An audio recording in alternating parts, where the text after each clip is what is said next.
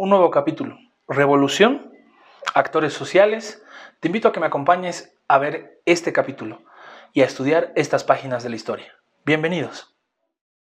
Tema número 6, capítulo 4, los 100 primeros años de la República, 1825 a 1925. Primera parte.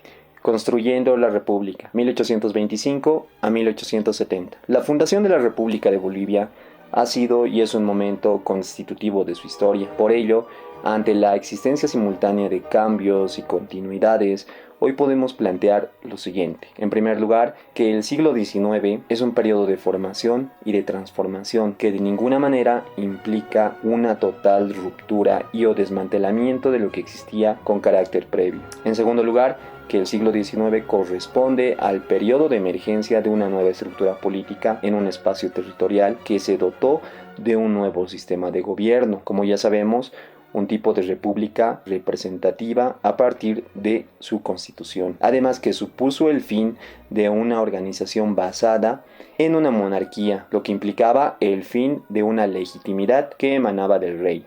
Y en tercer lugar, que el siglo XIX no es solo un siglo de transición de un estado colonial a un estado republicano, de un estado corporativo a otro tipo de estado, o de una sociedad de castas a una sociedad de individuos iguales en principios.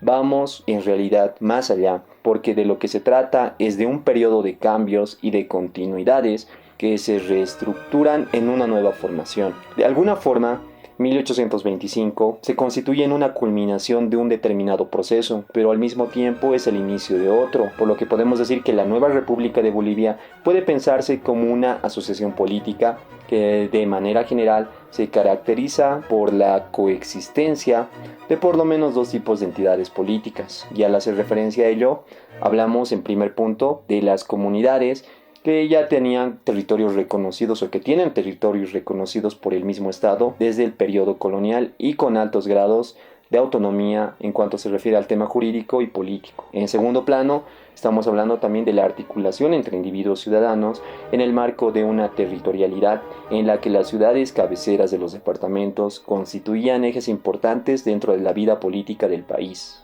Lo que vamos a estudiar y en referencia a todo esto es mucho más comprensible si lo organizamos de manera sistemática. Por ello, este capítulo se va a dividir en tres partes. La primera, que comprenderá los periodos de 1825 a 1870, es decir, que va desde la creación de la República hasta su recuperación económica.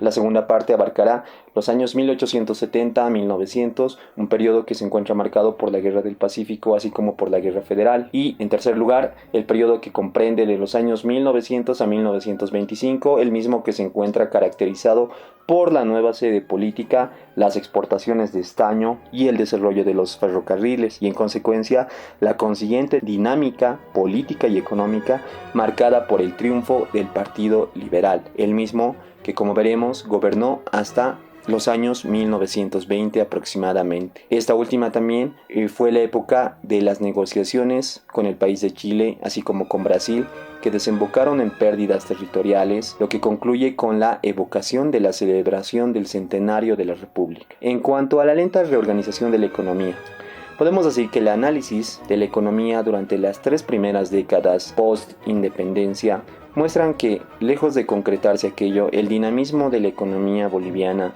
fue particularmente bajo durante este periodo. Dos explicaciones surgidas en el análisis de otros casos en América Latina permiten entender las causas de este contraste entre expectativas y realidad. Por un lado, si bien sabemos, Bolivia surgió con un acceso soberano al mar. Una gran parte de la población vivía en las montañas o valles andinos. Ello implicaba que, a diferencia de casos tales como los de países como Argentina, Chile y Uruguay, la economía boliviana tenía dificultades a la hora de aprovechar las oportunidades económicas generadas por el crecimiento del comercio mundial. Por otro lado, la independencia no solo tenía beneficios, sino también costos directos, así como indirectos. En cuanto a los primeros, los 15 años que duró la Guerra de la Independencia implicó la muerte de miles de habitantes y la destrucción de aquellos lugares donde se libraron las batallas. Por ende, se perjudicó en particular a las actividades mineras y con la destrucción de varias minas, su reposición demandaba de importantes sumas de dinero. Ahora, si hacemos referencia a los costos indirectos, debemos considerar que la expulsión de la corona española implicaba la eliminación de las instituciones políticas así como económicas que habían normado el funcionamiento de la sociedad. Por ello, la independencia requería de nuevas instituciones que delimitasen las nuevas normas. Lo que queremos decir es que las nuevas reglas del juego que determinaban las oportunidades así como las restricciones económicas. Tenía que haber una reposición, y esa fue nuevamente crítica en el caso de la minería, ya que las nuevas instituciones fueron ineficaces a la hora de fomentar el crecimiento dentro del sector. El cobre y la quina generaron un interesante movimiento dentro de la economía regional paceña. Sin embargo, la recuperación del dinamismo económico se dio recién a mediados del siglo XIX. Sin embargo, el gran salto minero no se dio hasta la década de 1870, lo que determinó que la Bolivia fuera una de las economías americanas que más tardó en recuperar su dinamismo luego de la Guerra de la Independencia. La emergencia de Bolivia fue producto de negociaciones internacionales, así como regionales. Internacionales, porque el territorio de la jurisdicción de Charcas dependió desde 1776 del Virreinato del Río de la Plata, con su capital en Buenos Aires, habiendo sido previamente parte del Virreinato del Perú, por lo que era lógico que en los periodos comprendidos de 1824 a 1825, las Provincias Unidas del Río de la Plata pretendieran la incorporación de las 4 provincias, Potosí, La Paz, Cochabamba y Charcas, a su jurisdicción, y que el Perú pretendiera también anexar ese territorio. 2 asambleas fueron claves en este sentido. Por un lado, la Asamblea de Representantes del Alto Perú, convocada en febrero de 1825, que debía definir la situación del nuevo país frente a las diferencias alternativas existentes, como habíamos dicho, ser parte del Río de la Plata, del Perú o independiente, y la Asamblea Constituyente, convocada en noviembre de 1825. En la primera se definió la independencia del país y en la segunda se aprobó una nueva constitución. La Constitución Boliviana de 1826 es parte del constitucionalismo moderno que se impuso a partir de la Declaración de la Independencia de los Estados Unidos, producida el año de 1776, así como de la Declaración de los Derechos del Hombre y del Ciudadano en Francia en el año de 1789, posterior a la Revolución Francesa. El constitucionalismo moderno supone principalmente pensar que la soberanía reside en el pueblo y no en el rey, y se basa en el gobierno representativo, así como en la formación y separación de los poderes. La primera constitución fue remitida por el señor Simón Bolívar a la Asamblea Constituyente de 1826 y estuvo influida por la Constitución Liberal Española de 1812. La definición de la nación boliviana fue claramente política. La nación boliviana es la reunión de todos los bolivianos, es lo que decía en su texto. Su territorio correspondía a los 5 departamentos existentes durante ese momento, que eran Chuquisaca, La Paz, Santa Cruz, Cochabamba, así como Potosí. Posteriormente, Oruro fue creada en el año de 1826, el 5 de septiembre. El gobierno fue definido como popular representativo, aunque la soberanía emanaba del pueblo, y esta se delegaba a los poderes que en ese momento eran 3, ejecutivo, legislativo y judicial. El departamento de La Paz era el más poblado, concentrando la tercera parte de la población, un 34%. Potosí en segundo lugar, en términos poblacionales, con un 22%. Cochabamba y Chuquisaca compartían el tercer lugar. Oruro aglutinaba solo un 10% y finalmente Santa Cruz con un 7%. Y bueno, para ese momento ni Tarija ni Beni existían todavía. Consideramos a 2 presidentes particularmente importantes en la primera mitad del siglo XIX. Por un lado, el mariscal Antonio José de Sucre, comprendido en los periodos de 1825 a 1828, y el mariscal Andrés de Santa Cruz, en los periodos de 1829 a 1839. Antonio José de Sucre se hizo cargo de un país en el que había sufrido de una guerra durante más de 16 años, además de que se carecía de importantes ingresos. Su tarea era ardua, ya que consistía en construir literalmente un nuevo país. Las reformas más importantes que había llevado el mariscal, o que intentó llevar, se refirieron a los ámbitos tributario, eclesiástico, así como al educativo. Durante su administración, la Iglesia Católica se vio obligada a entregar al Estado una de sus rentas, el impuesto conocido como diezmo. De esa manera el Estado se convertía en el recaudador exclusivo de este ingreso, que correspondía al 10% de la producción agraria, lo que por ende suponía que la jerarquía eclesiástica se encontraría o estaba subordinada al Estado.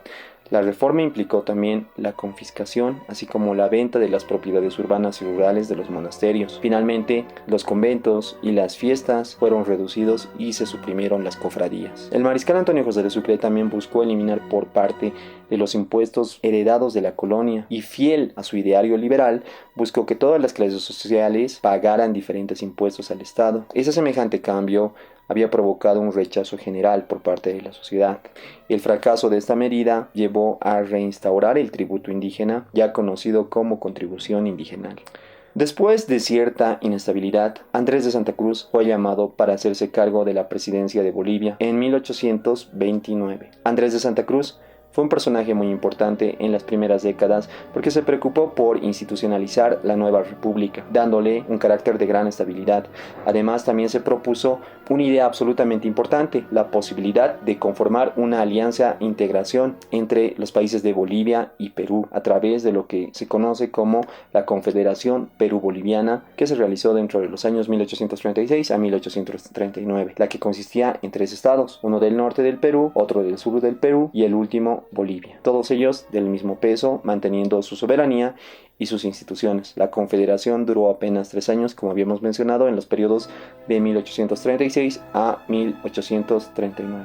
Podemos decir también que entre los años de 1831 y 1832, algo resaltante es que se buscó promulgar los códigos Santa Cruz, que comprendían el Código Civil, el Código Penal, el de Procederes y el Mercantil, reemplazando por ello casi la totalidad de las normas o la legislación española que hasta el momento todavía se había implementado.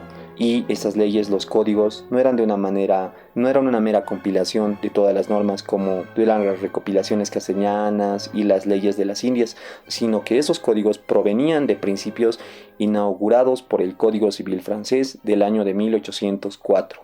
Si bien fueron redactados tomando como base y modelo al Código Napoleón, al Código Penal español de 1822 y a las normas procedimentales gaditanas de 1812, los códigos Santa Cruz introdujeron normas derivadas de las particularidades de cada lugar, de la tradición jurídica castellana y de las prácticas que se habían desarrollado a lo largo del periodo colonial, nacionalizando de este modo la norma francesa. Entre el nuevo orden legal y el antiguo régimen, constituciones y códigos expresan el fin de una normatividad diferencial, dándose lugar a la inauguración de una legislación de aplicación igualitaria, así como de carácter universal, asociada además a la modernidad y teóricamente a todo proyecto de ciudadanía. Sin embargo, en la legislación adoptada es posible vislumbrar también principios como los de la diferencia y la desigualdad. La propia Constitución del año de 1826 de alguna forma puso límites a la igualdad de todos los bolivianos, al establecer una categoría diferenciada y excluyente a partir del carácter de lo que viene a ser la ciudadanía. Una primera diferencia clara y precisa en este campo,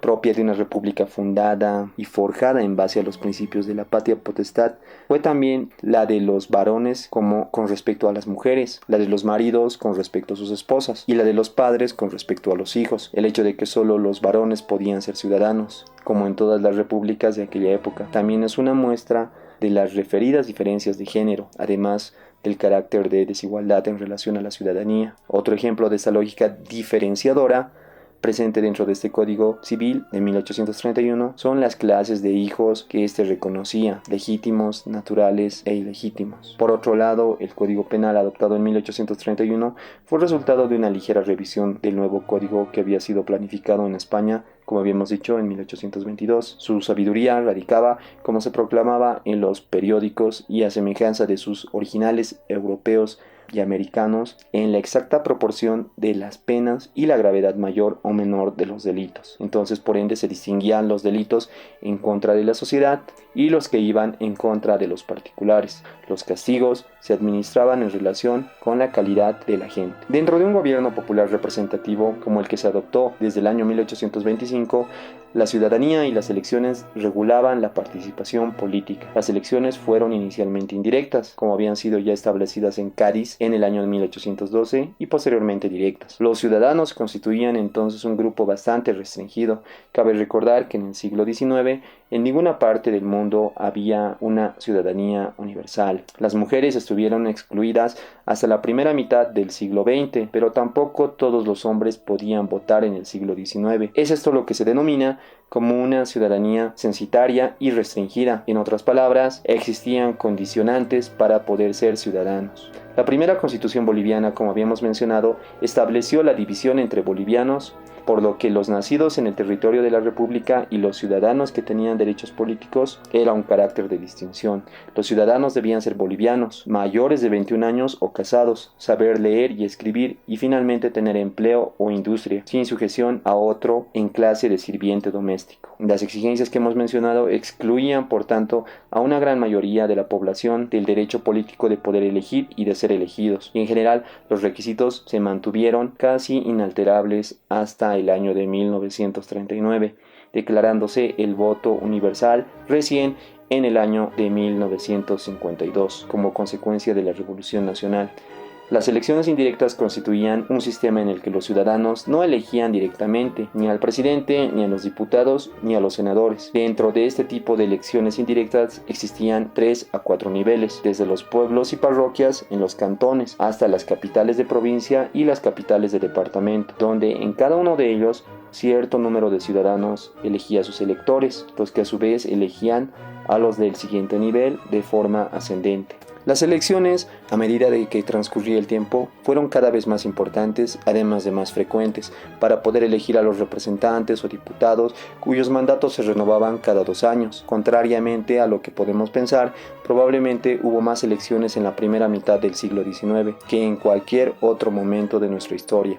Hubo 13 asambleas entre los años de 1825 y 1840, y los miembros de la Cámara de Diputados se renovaban en la mitad cada 2 años, lo que significa innumerables y continuos procesos electorales. El sistema directo que hoy impera en nuestro país se introdujo por primera vez en el año de 1840 para reinstaurarse definitivamente en 1855 bajo el gobierno del señor Belzu. Sin embargo, también cabe decir que las elecciones no eran la única vía de participación política. En lo referente a las otras prácticas de soberanía, así como de participación política, que fueron desarrolladas en los periodos de 1829 a 1880, podemos decir que paralelamente a la política basada en las normas de la República y la ciudadanía denominada censitaria, que estableció un amplio espacio de prácticas, otras prácticas, como las llamaremos, para proceder a la participación política, surgieron en la política boliviana distintas formas de emplear estos mecanismos, pero de manera previa es preciso referirse al sistema caudillista para luego analizar la dinámica de los golpes y las revoluciones, proponiendo nuevas interpretaciones sobre las mismas.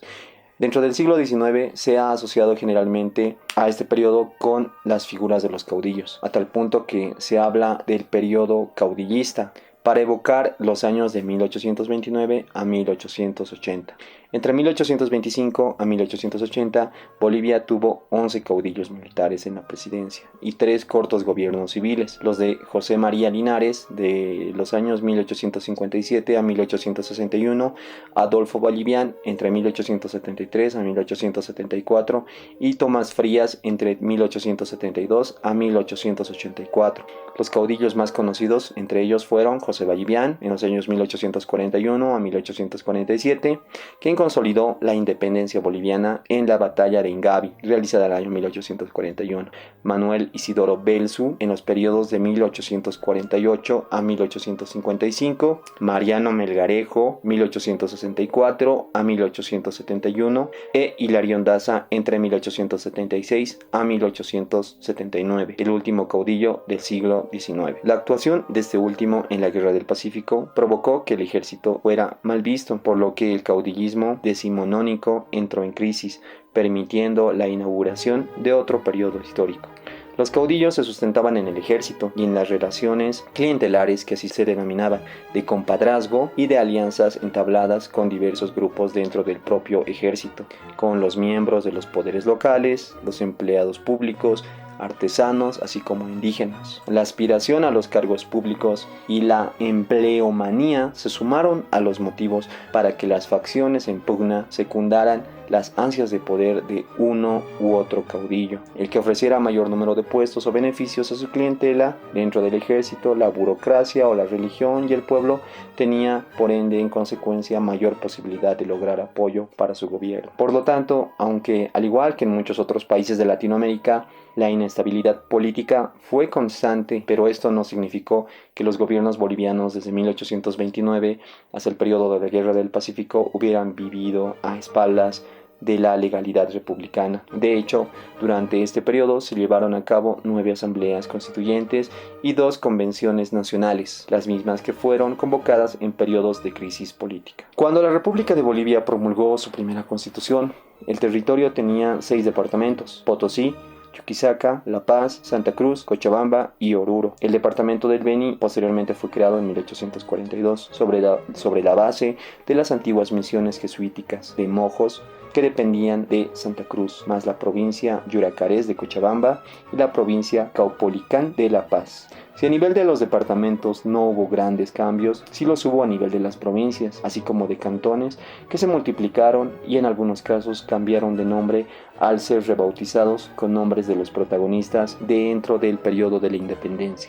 Aunque se supone que la población del nuevo país disminuyó desde finales del siglo XVIII debido a los estragos causados por los 16 años de guerra, es difícil precisar la magnitud de este descenso demográfico por la falta o carencia de información. Los primeros datos fidedignos provienen de José María D'Alense, autor del Bosquejo Estadístico de Bolivia, que se realizó y se escribió en el año 1846. En esos mismos años, el presidente José Vallivián, interesado en contar con datos actualizados sobre la población, así como de su territorio, encargó la realización de mapas, y el más conocido fue recién impreso en el año de 1859, pero pese a ello este seguía teniendo bastantes lagunas, así como datos imprecisos. Fue recién en los años de 1860 que el gobierno boliviano empezó a atraer capitales extranjeros al litoral para aliviar el déficit presupuestario, y como garantía de los empréstitos obtenidos se dio la explotación del guano y del salitre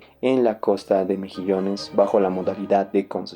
En 1863, Chile pretendía derechos sobre las salitreras de Mejillones, y fue entonces que Bolivia quiso iniciar una guerra, pero no se llevó a cabo. La costa era en todo caso un escenario irreal y lejano para los políticos bolivianos, y los empresarios nacionales preferían invertir en las alturas. Para el periodo de 1867 se creó el Departamento del Litoral, con capital en Antofagasta, que contaba entonces con 2 provincias, Litoral y Atacama. En cuanto a la labor de las misiones, podemos decir que sobre todo a partir de la segunda mitad del siglo, recién las misiones se constituyeron en un referente ineludible para que el Estado pueda aproximarse a las tierras bajas y a sus pobladores, en particular en el Chaco, en Guarayos, que correspondía a Santa Cruz, y en las provincias Caupolicán, antes Apolobamba, y la región del Río de Beni. Por ende vemos que la presencia estatal era muy importante, y por ende las misiones, como habíamos visto,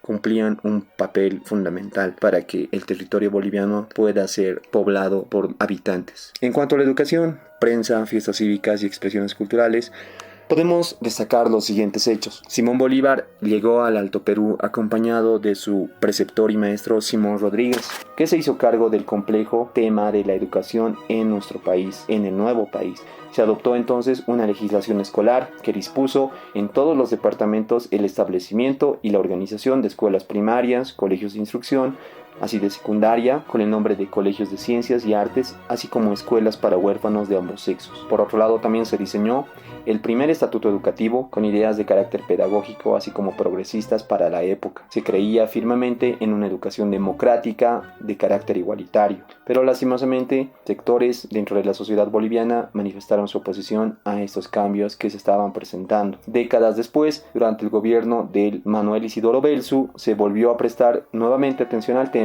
y por lo que se crearon escuelas para niñas y se atendió la educación de los artesanos mediante las escuelas de artes y oficios. Y esas escuelas de artes y oficios con el objetivo de poder formar ciudadanos que conservaran el orden, incrementaran la prosperidad pública, educándose en la práctica a una élite artesanal.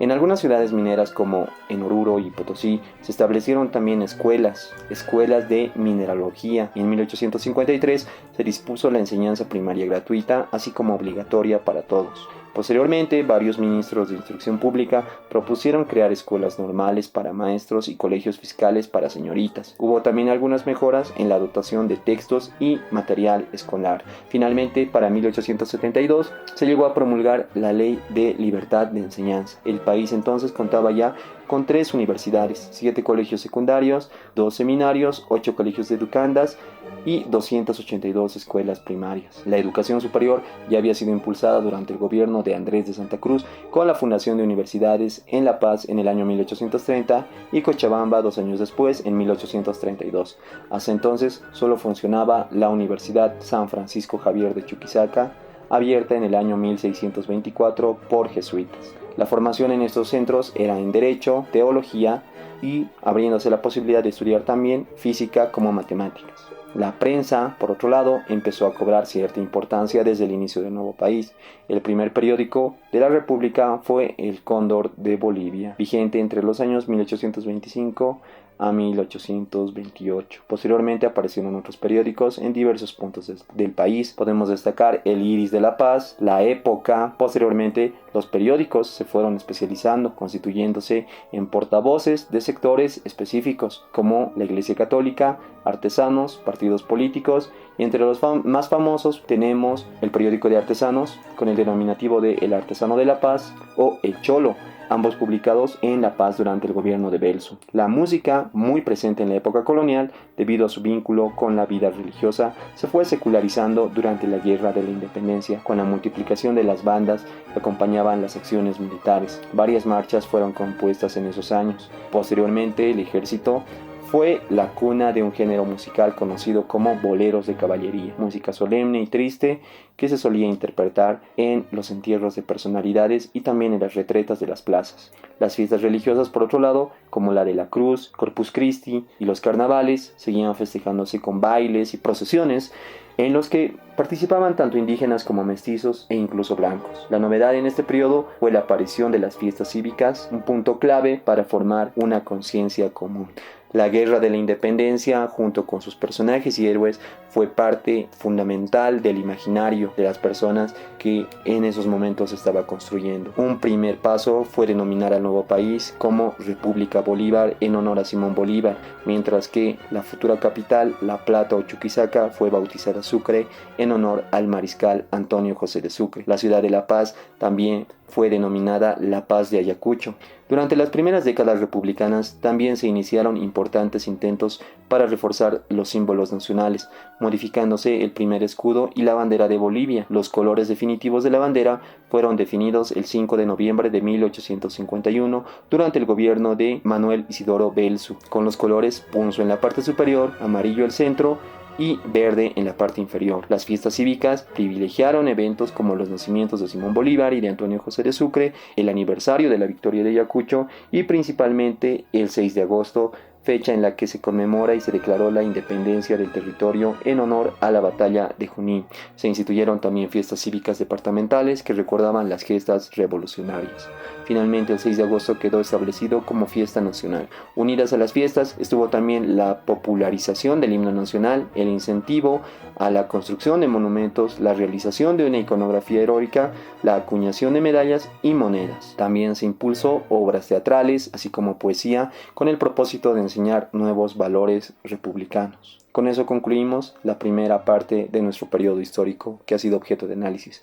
Ahora ahondamos con la segunda parte, denominada Reconociendo el país y reformulando la nación, comprendida en los periodos de 1870 a 1900. En cuanto a los alcances y límites del comercio exterior como motor del crecimiento, podemos decir que desde un punto de vista económico, el periodo de 1870 a 1900 se caracterizó por la recuperación de la minería como de la actividad económica más dinámica y por el incremento de las exportaciones de plata hasta un nivel tal que por fin se recuperaron. Durante el periodo colonial fue muy importante. Aquello fue el resultado de factores externos e internos. En cuanto a los factores externos, de lo ya mencionado, se debe resaltar que la economía mundial vivía un periodo de globalización, un periodo de integración de los mercados nacionales con el mercado mundial, lo que facilitaba de una forma considerable la caída en los costos de transporte y además la reducción de los aranceles, que son impuestos a las importaciones, cobrados por las principales economías europeas.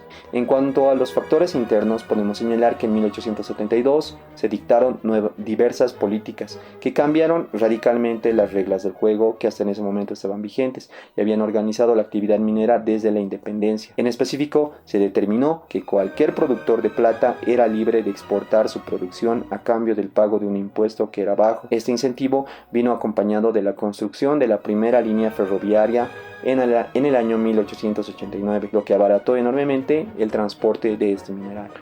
Inicialmente, la fuerza de estos factores, internos como externos, fue de tal magnitud que la producción de plata creció a pesar de que los precios internacionales de la plata decrecieron constantemente desde inicios de la década de 1870. Sin embargo, fue tal la caída de los precios hacia principios de la década de 1890 que la rentabilidad de la producción y exportación de plata se hundió y con ello muchas empresas mineras. Esta crisis puso de manifiesto una característica que afectó a la economía boliviana en diversos momentos de su historia: la extrema dependencia frente a los precios internacionales de los recursos naturales.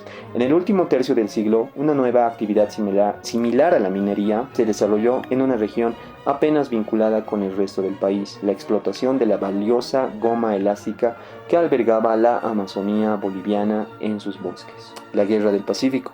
El 7 de febrero de 1879, la fragata blindada chilena Blanco Encalada se ancló en el puerto boliviano de Antofagasta y lo bloqueó, con el fin de disuadir al gobierno boliviano de la aplicación de una medida sobre un impuesto de 10 centavos que debían pagar las compañías salitreras por cada quintal que se exportaba entre los paralelos 23 y 24 del desierto de Atacama. Una semana después, la Armada chilena tomó Antofagasta en fecha 14 de febrero, y luego las minas de plata de Caracoles, así como de Calama. La reacción del gobierno boliviano consistió en reagrupar sus ejércitos. Desde marzo se libró una guerra a la que se uniría el país de Perú, aliado de Bolivia por la firma de un pacto de defensa recíproca suscrito en el año 1873 y que resultaría finalmente en la pérdida del litoral boliviano y de los departamentos peruanos de Tarapacá, Tacna y Arica a favor de Chile. Las causas de la guerra son numerosas y algunas eran antiguas, como la cuestión limítrofe,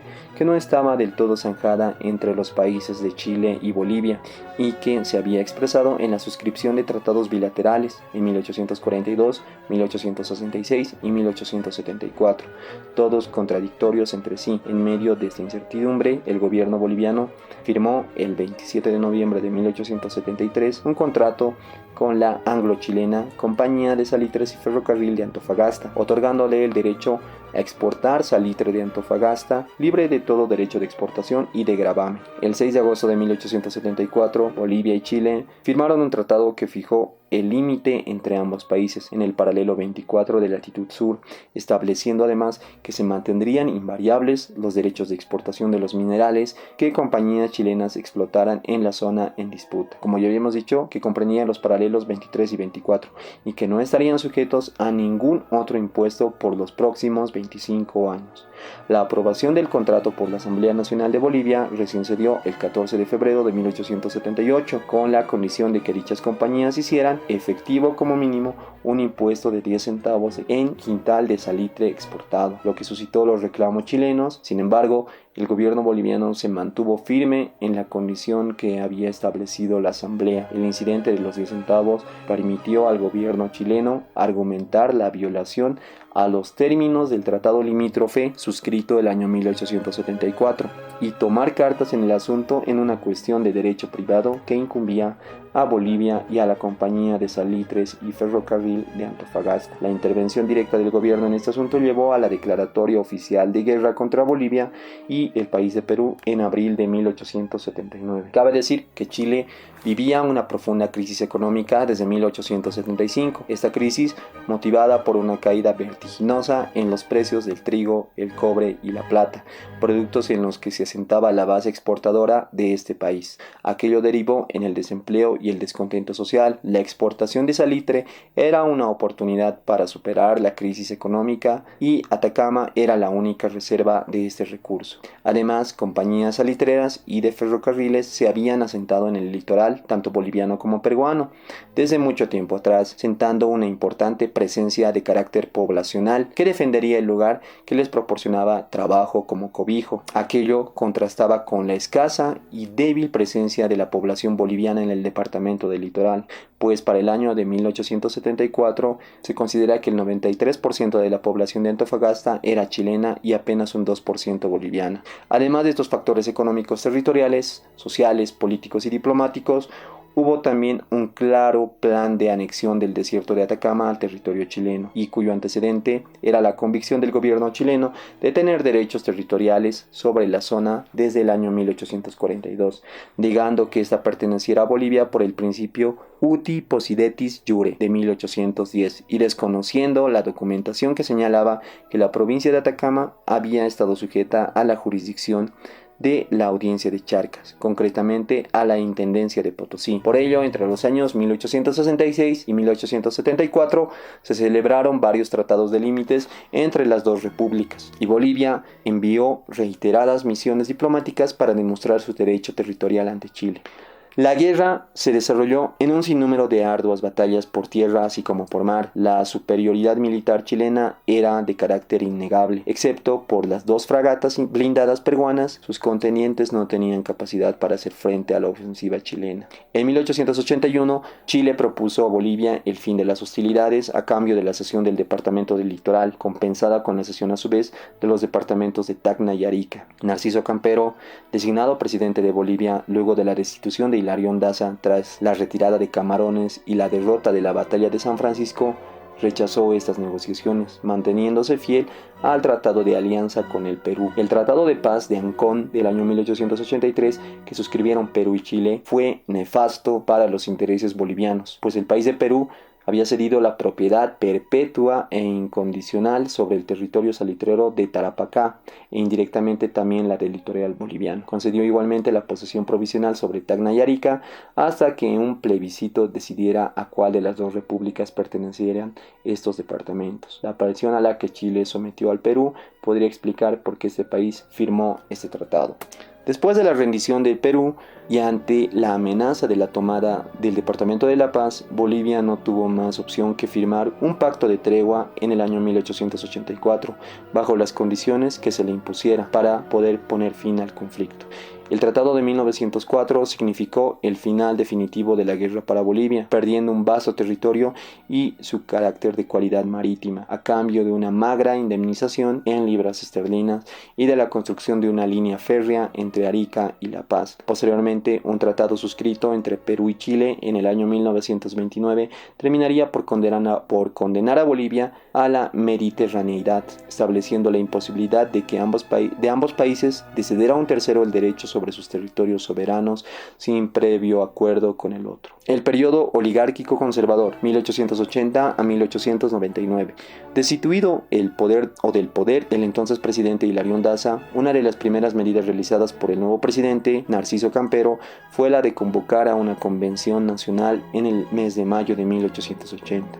Aquella estuvo integrada por los representantes civiles más notables de la nación, entre ellos dos mineros sureños de La Plata, cuya influencia fue definitiva en el rumbo que en adelante iban a tomar los hechos políticos, por ende siendo el inicio del periodo oligárquico conservador. Finalizado el gobierno de Campero, su sustitución se realizó mediante sufragio popular. La armonía interna de la Convención Nacional derivó prontamente en el enfrentamiento entre dos posiciones con respecto al curso que seguía la guerra con Chile. Quienes estaban en desacuerdo con la continuación de la guerra fueron conocidos como conservadores y los que pretendían continuar la guerra como liberales. Con el tiempo, La posición pacifista ganó más espacios. La elección en la que ganó Aniceto Arce, 1888 a 1892, estuvo basada en la promesa de apoyo hecha por Pacheco en la anterior justa electoral.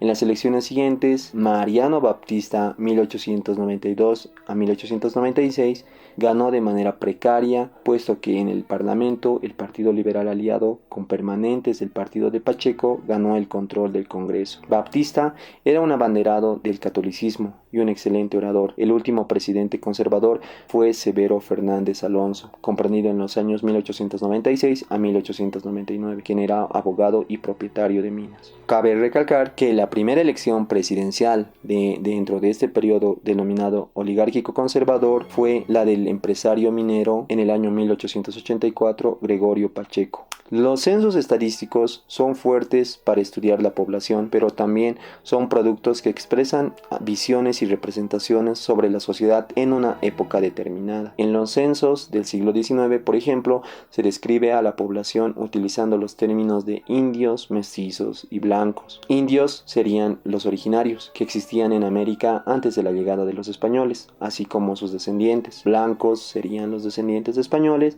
y finalmente los mestizos, la mezcla entre ambos. En el siglo XIX los censos generales fueron escasos, pues solo hubo 3, 1845, 1854 y 1900, años en los que se dieron este tipo de actividades. El primero estuvo relacionado con uno de los primeros esfuerzos estatales que corresponde a la obra estadística de José María D'Alense, que utilizó los términos de indios españoles y blancos para su categorización. Es importante señalar que indio y español son nombres que homogeneizaron a la población de diferentes grupos preexistentes. Antes se hablaba de pacajes o lupacas, o bien de gallegos o aragonenses. El término español fue reemplazado posteriormente por el de blanco y empezó a designar a los grupos que ocupaban la cúspide en la pirámide social.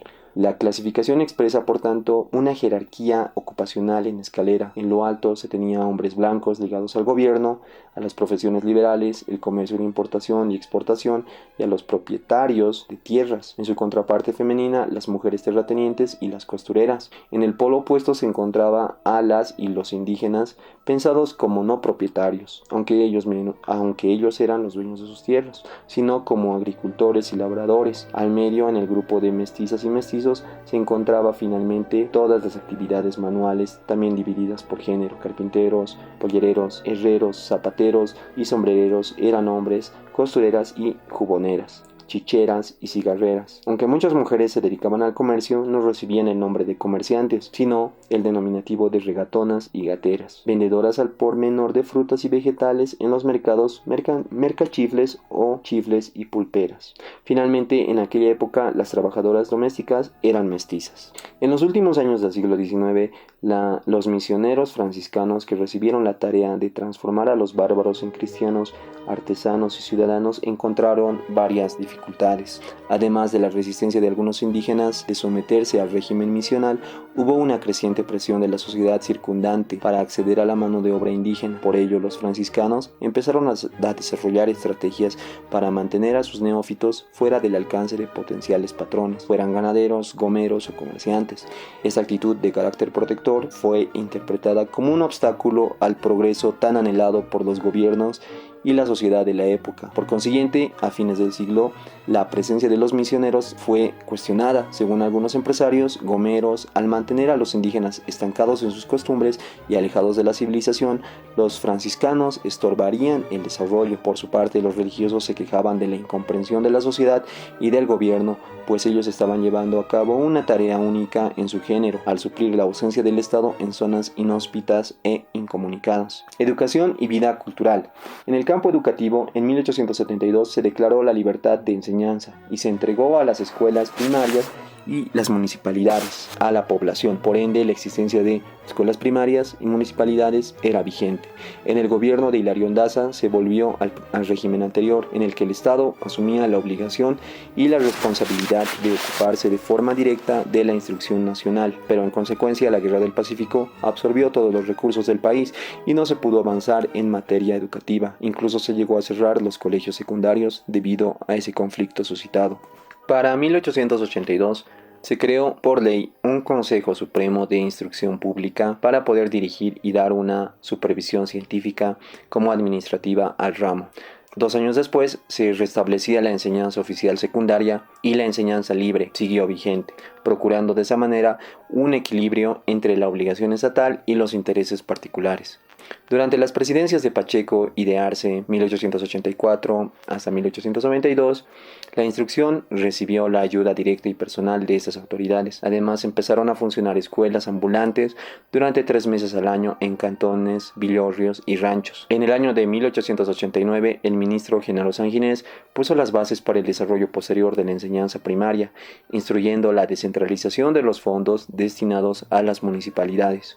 En 1892, el Poder Ejecutivo autorizó la aplicación del sistema gradual concéntrico, método de origen alemán que se había implementado tanto en los países de Chile, Argentina como de Perú. El presidente Baptista y su ministro tuvieron que enfrentar una campaña que los acusaba de extranjerizar la educación, pero pese a ello siguieron adelante y llegaron misiones educativas para fundar escuelas de artes y oficios como Don Bosco en La Paz. En esa etapa fueron creadas nuevas universidades, en Santa Cruz en el año 1880, en Potosí en 1892, en Oruro en 1892, y se amplió también la formación en La Paz con una escuela de farmacias en 1888. En el ámbito cultural, literatos e historiadores, influidos por el positivismo, continuaron con su propósito de fortalecer a la nación a través de las historias que resaltaran una vez más el tema de la Guerra de la Independencia, a lo que se añadía el intento de incorporar el tema del pasado colonial. La obra clásica del periodo es la de Nathaniel Aguirre, titulada Juan de la Rosa, Memorias del último soldado de la Independencia. En 1894 se publicó la novela Huayparrimachi de Lindaura Anzoátegui de Campero, que se refiere a la guerra de guerrilla sureña de la Laguna, liderada por los esposos Padilla, y donde se evoca la participación indígena. También se conformaron, al igual que en Europa, sociedades geográficas, en La Paz en el año 1899, Sucre en 1895, Cochabamba y Oruro, así como en Santa Cruz en 1903. También destaca en Potosí y Tarija. Congregaban a científicos, intelectuales, militares y sectores profesionales que también formaban parte de las élites locales, y su interés común era la geografía y el conocimiento del territorio. En las mismas se destacaron intelectuales como Manuel Vicente Vallivian, 1848 a 1921, Agustín Azpiazo, 1826 a 1897, Luis Crespo y Manuel Rigoberto Paredes. Sus trabajos se dieron a conocer a través de boletines donde publicaban artículos novedosos. En el campo pictórico, José García Mesa y Avelino Nogales se dedicaron a representar temas religiosos y grandes escenas históricas, exaltando temas patrióticos. En Santa Cruz, el artista Manuel Lascano se dio a conocer gracias a sus ilustraciones en el periodo cosmopolita ilustrado. A fines del siglo XIX, sobre todo a partir de la Guerra del Pacífico, se popularizó el uso de los retratos fotográficos, pues antes de partir al frente de batalla hubo cierta desesperación por conservar recuerdos de los que se iba. Luego se generalizó la moda de la tarjeta de visita que se repartía entre las amistades y familiares. Durante el auge de la plata, las fortunas de la minería fueron invertidas en el campo de la cultura. En esos años se impulsó la construcción de grandes obras arquitectónicas civiles. Podemos destacar el Palacio de Gobierno en La Paz, varios bancos, el Palacio de la Glorieta en Sucre, la Casa Dorada en Tarija, y religiosas también, como ellas podemos encontrar a la iglesia de San Calixto, la Recoleta en La Paz. A fines del siglo XIX, la música indígena tenía sus propios espacios, alejados de salones de las élites donde se bailaba vals o minuet. Pero en esos años apareció la música popular, probablemente en chicherías, donde en un espacio lúdico y de mayor libertad, los jóvenes músicos agarraban guitarras y charangos para dar lugar a nuevos ritmos que se transformarían posteriormente en cuecas y bailecitos. La emergencia de la música popular en Bolivia fue el resultado del fortalecimiento de la sociedad criolla y mestiza a lo largo del siglo XIX. Tanto en el periodo colonial como en la República, el peso de la tradición y entre ellas podemos mencionar la patria potestad, que implicaba la expresión legal de la dominación masculina encarnada en la figura paternano-marital, y de normas como la Constitución, que no reconocía a las mujeres como ciudadanas, ponía frenos a la participación política o económica de las mujeres. Pero sin embargo, muchas mujeres lograron romper o pasar por encima de estas normas y adquirir cierta independencia respecto a sus padres, así como respecto a sus esposos, mediante distintas estrategias. Una de ellas era el trabajo, frecuentemente en el rubro del comercio. Por otro lado, hubo también mujeres libres, que así se denominaban, que lograron tomar las riendas de sus vidas, de sus bienes o las de su corazón, lo que lleva a constatar que la sociedad decimonónica fue probablemente más permisiva de lo que se podría pensar. A fines del siglo XIX, el papel de las mujeres era fundamental en muchos espacios dentro de la sociedad boliviana. Los matrimonios entre mujeres que gozaban de propiedades, casas, terrenos, haciendas, y hombres profesionales y que podían aspirar a un cargo público eran comunes. En la práctica, las mujeres se quedaron a cargo de las propiedades como una suerte de prolongación del espacio doméstico, y por otro lado las actividades de beneficencia, filantropía, apoyo a la educación y la salud. En el mundo indígena andino, las cacicas, autoridades indígenas con el mismo rango que el del cacique, se distinguían de las mamatalla, que eran las esposas de las autoridades masculinas. Entre las cacicas paceñas del siglo XIX estuvieron Nicolasa Garicano, Ana María Choquehuanca y su hija María Santa Cruz Calahumana, hermana del presidente Andrés de Santa Cruz, Juana Valencia, viuda de Chuquimamani, y Bernarda Mango. Aunque esas mujeres tuvieron cierto poder político, no eran reconocidas como ciudadanas, pero en algunos casos sus hijos sí lograron hacerlo. En el mundo masculino del ejército, algunas mujeres se volvieron indispensables. Se trataba de las compañeras de los soldados que les proveían de alimento, ropa y atención en salud. Tenían el denominativo de las rabonas y tuvieron un papel preponderante durante la Guerra del Pacífico. Varias mujeres se destacaron en el ámbito literario. En cuanto se refiere a la Guerra Federal, comprendida entre los años de 1898 y 1899, podemos destacar que Bolivia llegó a fines del siglo XIX presa de graves contradicciones internas que provocaron la llamada Guerra Federal, una guerra civil que fue el producto de varios factores interdependientes, conexos y con diversas motivaciones de orden político, regional y étnico. Los protagonistas más importantes de esta crisis fueron el Partido Liberal y las comunidades indígenas como aymaras, que aliados participaron de forma activa en el conflicto en el que se enfrentaron al ejército constitucional. En las últimas décadas del siglo, el discurso de los liberales denunciaba el fraude electoral y el cohecho desarrollados por los conservadores, y apelaron al federalismo y a la descentralización. De esta manera, regionalismo y federalismo fueron dos caras de la misma moneda. Los acontecimientos de 1899 fueron parte de la necesidad expresada por las diferentes regiones de una reforma estatal. Recurriendo a los argumentos del federalismo o de la descentralización, exigían flexibilizar y democratizar el poder. A este contexto desfavorable para los conservadores se sumó el conflicto iniciado por la promulgación de la ley de erradicatoria en la ciudad de Sucre el 14 de noviembre de 1898. Esta fue la excusa ideal para que la élite paceña iniciara el 12 de diciembre de 1898 la lucha armada por el poder a través del recurso del golpe de Estado y la organización en la paz de un gobierno federal al calor de la consigna de ¡Viva la Federación! Entre los actores más importantes en ese acontecimiento fueron las comunidades indígenas, que actuaron en alianza con los liberales. En el área rural, los problemas se originaron años atrás con la puesta en marcha de la ley de exvinculación proveniente del año 1874, que pretendía la privatización de las tierras de comunidad y la expansión latifundista. Los principales promotores de la alianza liberal indígena, que fue así denominada, fueron los apoderados. Uno de los principales apoderados era el señor Pablo Zárate, conocido como el Vilca. La batalla decisiva para el triunfo liberal ocurrió el 10 de abril en el llamado Segundo Crucero de Paya, cerca de la ciudad de Oruro, donde las fuerzas del coronel Pando, conjuntamente con las de Zárate Vilca, ganaron a los conservadores en una sangrienta batalla. José Manuel Pando y sus tropas, junto a las de Pablo Zárate Vilca, festejaron el triunfo en Oruro, donde fueron recibidos con algarabía por la población. La Junta de Gobierno decidió nombrar a Pando como presidente interino hasta reabrir el Congreso y organizar una convención nacional que lo legitimara. Debido a los disturbios en el campo, Pablo Zárate Vilca y los demás líderes indígenas fueron apresados. Concluimos con este hecho la segunda parte, objeto de nuestro tema de estudio, y ahora procedamos al análisis de la tercera parte. La tercera parte denominada Entre conflictos y conmemoraciones, comprendiendo los periodos de 1900 a 1925. A principios del siglo XX, la economía boliviana mantuvo la estrecha vinculación con la economía mundial que se había generado desde la década de 1870 hasta finales del siglo XIX. Sin embargo, en ese periodo, la plata perdió protagonismo como principal producto de exportación en beneficio de la goma y sobre todo del estaño.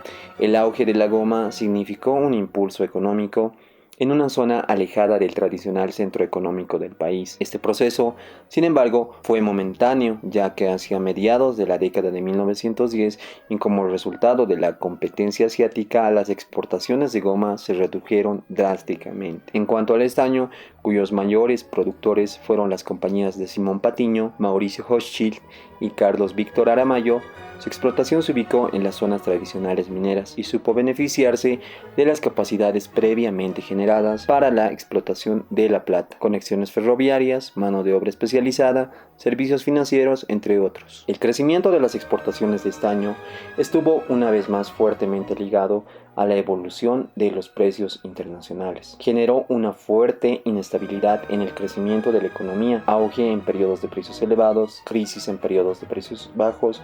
Asimismo, el desarrollo del Estado con respecto al estaño tampoco estuvo acompañado de un proceso de desarrollo de industrias modernas. Más aún, durante este periodo y luego del auge de la goma, se consolidó un importante contraste con el dinamismo de las economías regionales. Así, una vez más, el desarrollo de las exportaciones no estuvo acompañado de un desarrollo similar en el conjunto de la economía. De esa manera, al momento de celebrar 100 años de independencia, la economía boliviana presentaba elementos contradictorios. Por un lado, podemos destacar que el desarrollo de la industria minera era tal que propició un crecimiento inestable, pero lo suficientemente sólido como para frenar el distanciamiento de la economía boliviana frente a las economías del cono sur de América Latina y las economías más desarrolladas. Sin embargo, este proceso generó fuertes desequilibrios en el sector exportador y en el sector no exportador, entre las regiones de Occidente y las regiones de Oriente, entre aquellos individuos beneficiados por el desarrollo de la economía y aquellos que no eran beneficiados. Tales desequilibrios generarían posteriormente problemas políticos como sociales que marcarían el desenvolvimiento del país en las siguientes posteriores décadas. Paralelamente a la importancia de la economía de la plata y del estaño dentro del occidente del país, el transporte a lomo de mulas o de llamas, la escasez de caminos, la falta de acceso soberano al Océano Pacífico influyeron en la necesidad de la construcción de sistemas de transporte más rápidos y más rentables que facilitaran su exportación.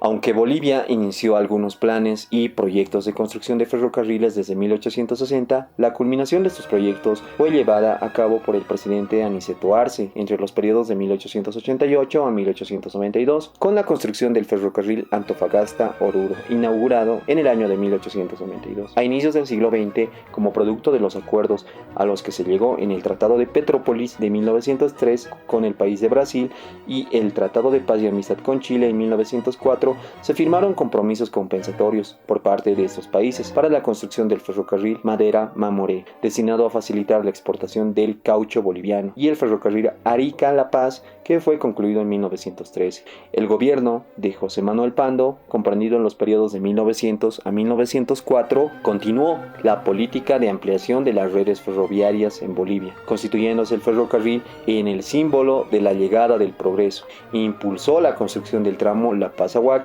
que conectó a Bolivia con el Perú. Una vez concretada la vinculación con Perú y Chile, a partir de 1915 se impulsó la integración de los mercados internos a través de la construcción del ferrocarril Oruro-Cochabamba y el tramo Atocha-Villazón. Recién en 1940 se concluyó el tramo Potosí-Sucre. Para la conexión interna del país, el gobierno nacional mandó a elaborar en 1905 el primer plan ferroviario, que fue la base para la firma del contrato con la empresa norteamericana Speyer & Company y el National City Bank de Estados Unidos, que se comprometieron a ampliar la red ferroviaria, delegando esta misión a la Bolivian Railway Company. los liberales en el gobierno de 1899 a 1920. La consecuencia inmediata del triunfo liberal en la Guerra Federal fue el traslado de la sede de gobierno a la ciudad de La Paz, iniciándose un nuevo siglo y una nueva etapa de nuestra historia, la etapa liberal, comprendida en los periodos de 1899 a 1920. Los ideales liberales que llevaron a los liberales a iniciar la guerra de 1899 fueron prontamente desestimados por la Convención Nacional con la excusa de que era un peligro para la unión del país y en los hechos solo sirvieron como un elemento de fusión de la élite paceña, lo que facilitó el traslado del poder político a la región del norte. En este nuevo contexto, muchos de los antiguos conservadores se pasaron al bando liberal, conformando la Unión Liberal, es decir, un pacto político que no solo tenía que ver con la fuerza centrípeta del norte, sino también con un creciente miedo y animadversión hacia el potencial político demostrado por las comunidades indígenas al mando de Pablo Zárate Vilca, quien según las versiones oficiales de la época habría iniciado una guerra de razas. Se iniciaba de esa manera un periodo de relativa paz en la que no hubo ningún golpe de Estado, algo verdaderamente notable en la historia del país.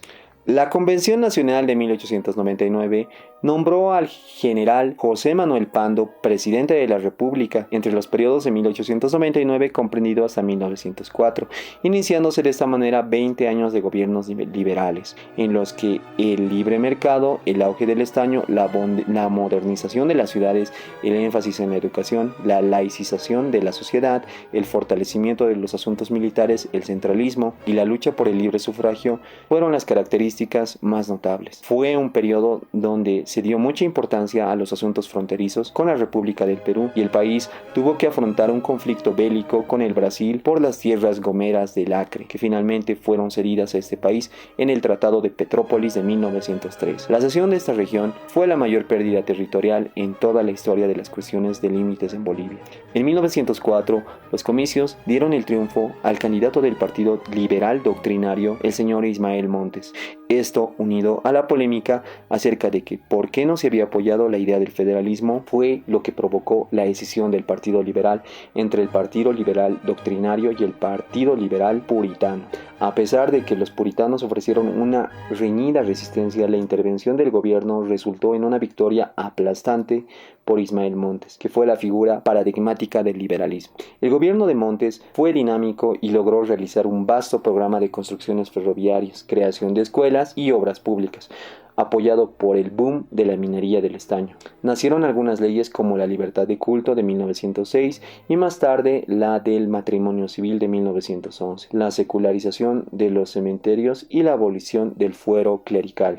Sin duda, uno de los problemas más delicados que conformó su gobierno fue la firma del Tratado de Paz y Amistad y Comercio con Chile en el año 1904. El tratado fue refrendado por el Congreso en 1905. El tratado establecía la renuncia de Bolivia a sus derechos sobre el litoral a cambio de la construcción por parte de Chile del ferrocarril entre Arica y La Paz y el pago de 300.000 libras esterlinas y el derecho a libre tránsito por los puertos chilenos. En 1908 la novedad de las elecciones residió en la unión de los partidos liberal y constitucional en una candidatura única. El candidato elegido fue el federalista Fernando Eloy Huachalla, quien lamentablemente murió en la víspera de su ascenso a la presidencia de la República. Le sucedió al mismo el señor Eliodoro Villazón, quien ganó con facilidad las elecciones. Las demandas de renovación partidaria al interior del Partido Liberal se incrementaron durante el segundo gobierno de Ismael Montes, de 1913 a 1917.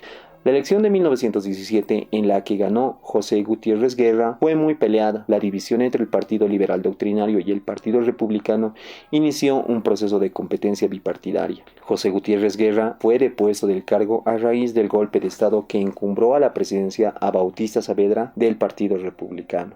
La idea de progreso y de modernidad a principios del siglo XX fue común a todos los países de Latinoamérica. En Bolivia, esta idea fue el motor que llevó a los liberales en el poder a emprender políticas para promover una mejora de las vías de comunicación, traducida en la construcción de caminos y de ferrocarriles, y finalmente a iniciar la edificación de obras públicas y de desarrollo urbano con la única finalidad de buscar el confort a través de los servicios de luz eléctrica, agua potable, alcantarillado, y elaboración de planes urbanísticos con la construcción de parques y alamedas. Gracias al censo de 1900, se supo que la ciudad de La Paz tenía 60.000 habitantes y era la ciudad más importante del país, seguida por Cochabamba con 36.000 habitantes. En 1905, la comuna paceña decidió instalar en la ciudad el alumbrado eléctrico, embellecer el paseo de la Alameda, actual Prado, cuyo nombre cambió por el de Avenida 16 de Julio. Asimismo, se trazó la Avenida Montes, se construyó el Palacio Legislativo, la estación de ferrocarril, se creó el barrio de Miraflores, donde se construyó el Hospital General. Además, se reacondicionó el Teatro Municipal y los primeros biógrafos hicieron su aparición. En cuanto a la educación, ciencia y cultura a principios del siglo XX, podemos decir que hasta la Guerra Federal difícilmente se podía hablar de un sistema educativo de corte moderno. Durante sus largos años de lucha política, una de las banderas de los liberales había sido la instrucción obligatoria, además de gratuita, para los sectores mayoritarios.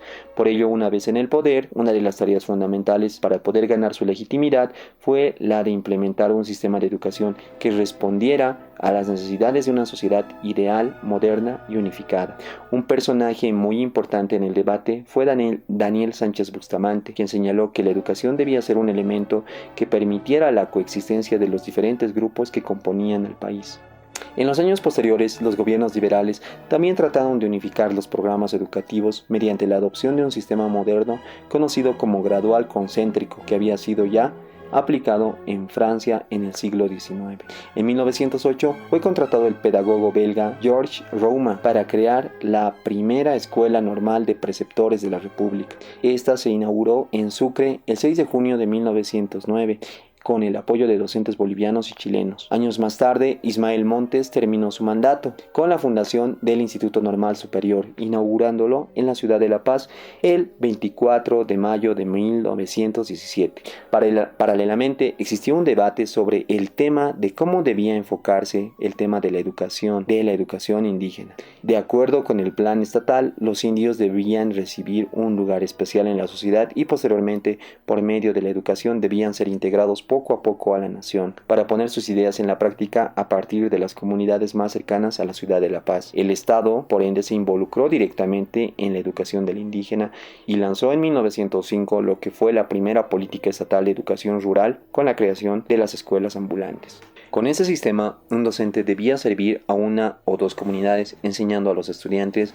tanto a leer, escribir, conocer las operaciones básicas de la aritmética, la doctrina cristiana y hablar el español. Pero a pesar del entusiasmo inicial y de los alentadores resultados, la experiencia de las escuelas ambulantes fracasó por la falta de preceptores, pero la discusión sobre la educación indígena no terminó. Con respecto a la cultura, a pesar de que a principios del siglo XX las ciudades de Bolivia se caracterizaban todavía por su provincianismo, la vida intelectual fue relativamente intensa. Esta generación, impactada por los sucesos de la Guerra del Pacífico y por la convulsión indígena de 1899, se habría cuestionado profundamente sobre la esencia de la nacionalidad, lo que se tradujo en estudios históricos, geográficos, sociológicos, etnográficos, además de cultivar los géneros de la novela y la poesía. Por esos años se crearon los primeros círculos literarios juveniles, donde se discutían autores y obras y donde se presentaban las primicias de sus miembros. Entre los autores más destacados de este periodo sobresalen los paceños Alcides Arguedas,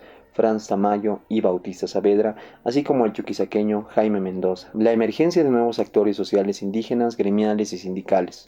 Desde inicios del siglo XX, los y las integrantes de la sociedad boliviana habían demandado y luchado de diversas maneras en cuanto al tema de sus derechos, tanto en el área rural como en el área urbana. En el área rural, las comunidades lograron vincularse unas con otras desde finales del siglo XIX y en las primeras décadas del siglo XX, no solo dentro de cada provincia y de cada departamento, sino también con comunidades de otros departamentos para impedir la conversión de sus tierras en haciendas. Su objetivo era la búsqueda de los documentos que recibieron de la corona de España, porque a partir de 1880 se dispuso que el título colonial otorgado a las comunidades las eximía de la ley de exvinculación de 1874, que ordenaba la individualización de las tierras y la desaparición de las comunidades. En 1883 se dispuso además que los terrenos de origen que se remontaban al periodo colonial eran de propiedad de sus poseedores, debiendo quedar excluidos del proceso de división.